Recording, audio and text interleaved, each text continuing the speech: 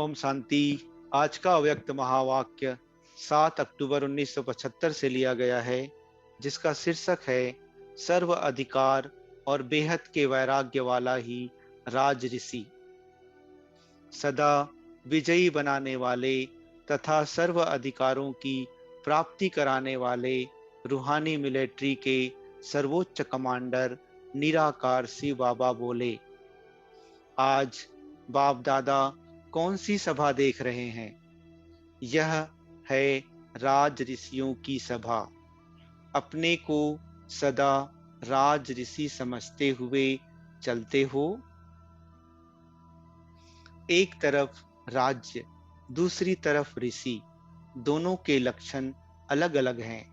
वह है भाग्य, वह है त्याग, वह है सर्व अधिकारी, और वह फिर ऋषि अर्थात बेहद के वैरागी। सर्व अधिकारी और बेहद के वैरागी, वह सर्व का प्यारा और वह सबसे न्यारा। दोनों ही लक्षण बोल और कर्म में सदा साथ साथ दिखाई देते हैं। वर्तमान स्वराज्य अर्थात स्व का इन सर्व कर्मेंद्रियों पर राज्य, इसको कहते हैं स्वराज्य, और वही है भविष्य का डबल राज्य अधिकारी। डबल राज्य का नशा सदा रहता है। जितना राज्य का नशा उतना ही बेहद का वैराग अर्थात ऋषि रूप सदा स्मृति में रहता है। दोनों का बैलेंस है, वह एक स्वरूप याद रहता है, दूसरा भूल जाता है। इस पुरानी देह और देह की दुनिया से बेहद के वैरागी बन गए हो, वह अभी भी यह पुरानी देह और दुनिया अपनी तरफ आकर्षित करती है। यह कब्रिस्तान अनुभव होता है।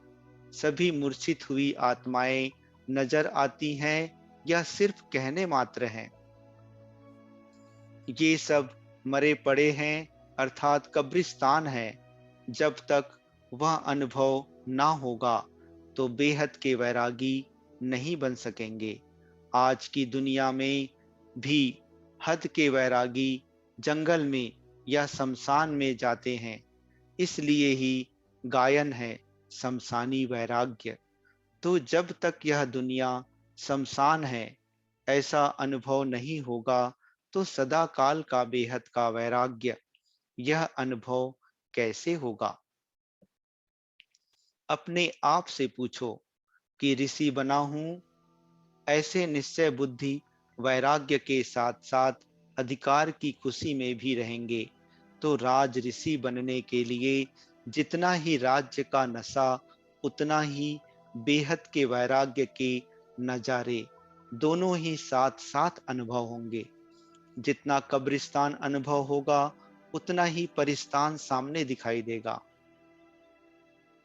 त्याग के साथ साथ भाग्य भी स्पष्ट सामने दिखाई देगा। संपूर्ण राज ऋषि की स्थिति अर्थात नशा और निशाने दोनों ही स्पष्ट होंगे।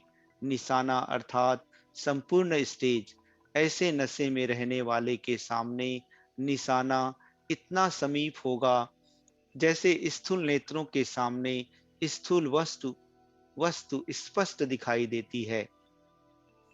जब सामने दिखाई देती है तो फिर कोई संकल्प नहीं उठेगा कि यह वस्तु है कि नहीं है, क्या है व कैसी है।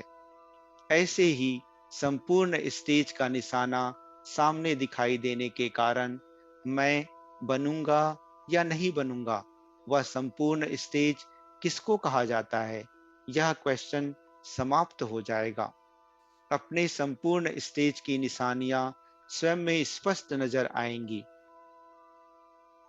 वह निशानियां क्या होंगी, वह जानते हो, वह अनुभव करते हो।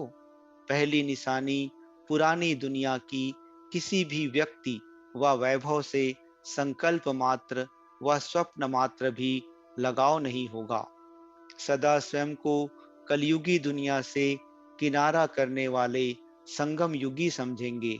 सारी सृष्टि की आसुरी आत्माओं को कल्याण और रहम की दृष्टि से देखेंगे। सदा स्वयं को बाप समान विश्व सेवाधारी अनुभव करेंगे। हर परिस्थिति व परीक्षा में सदा स्वयं को विजयी अनुभव करेंगे। विजय मेरा जन्म सिद्ध अधिकार है, ऐसा अधिकारी स्वरूप समझकर हर कर्म करेंगे। सदा त्रिमूर्ति तख्त नसीन अनुभव करेंगे। त्रिकालदर्शीपन के स्मृति स्वरूप होने के कारण हर कर्म के तीनों कालों को जानने वाले हर कर्म को श्रेष्ठ कर्म व सुकर्मा बनाएंगे। विकर्म का खाता समाप्त हुआ अनुभव होगा। हर कार्य हर संकल्प सिद्ध हुआ ही पड़ा है, ऐसा सदा अनुभव करेंगे। पुराने संस्कार और स्वभाव से उपराम अनुभव करेंगे। सदा साक्षीपन की सीट पर स्वयं को सेट हुआ अनुभव करेंगे। यह है निशानियां भी और निशाना भी। ऐसे को कहा जाता है राज ऋषि। ऐसे राज ऋषि बने हो। टाइटल तो राज ऋषि का मिला है ना। जो टाइटल है वही प्रैक्टिकल भी है ना। ब्राह्मण अर्थात कहना और करना, सोचना और बोलना, सुनना और स्वरूप में लाना एक समान हो। सब ब्राह्मण होना। एक सेकेंड में जहां अपने को चाहो उस स्थिति में स्थित कर सकते हो। ऐसे एवर रेडी बने हो। अशरीरी बनने का अभ्यास इतना ही सरल अनुभव होता है जैसे शरीर में आना अति सहज और स्वतः लगता है। रूहानी मिलिट्री होना। मिलिट्री अर्थात हर समय सेकेंड में आर्डर को प्रैक्टिकल में लाने वाले। अभी अभी आर्डर हो अशरीरी भव तो एवर रेडी हो या रेडी होना पड़ेगा। अगर मिलिट्री रेडी होने में समय लगाए तो विजय होगी। ऐसा सदा एवर रेडी रहने का अभ्यास करो। अच्छा, ऐसे सदा सर्व अधिकारों के नशे में रहने वाले संगम युगी श्रेष्ठ ब्राह्मणों, स्वराज्य और विश्व के राज्य के नशे में रहने वाले श्रेष्ठ आत्माओं को बाप दादा का याद प्यार और नमस्ते। मुरली के विशेष तथ्य। पहला, एक तरफ सर्व अधिकार, दूसरी तरफ बेहद का वैराग्य, दोनों का बैलेंस रखने वाला ही राज ऋषि कहला सकता है।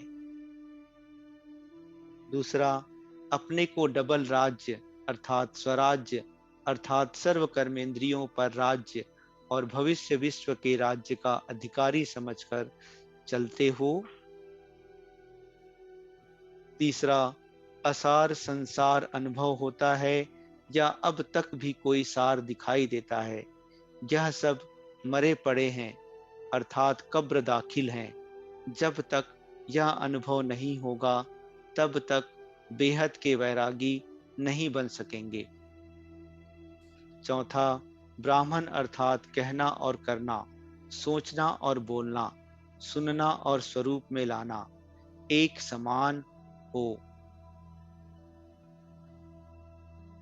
पांचवा, संपूर्ण स्टेज की गुह्य निशानी यह है कि पुरानी दुनिया का कोई भी व्यक्ति व वैभव से संकल्प मात्र व स्वप्न मात्र भी लगाव का अनुभव नहीं होगा और हर परिस्थिति व परीक्षा में सदा स्वयं को विजयी अनुभव करेंगे। अच्छा, ओम शांति।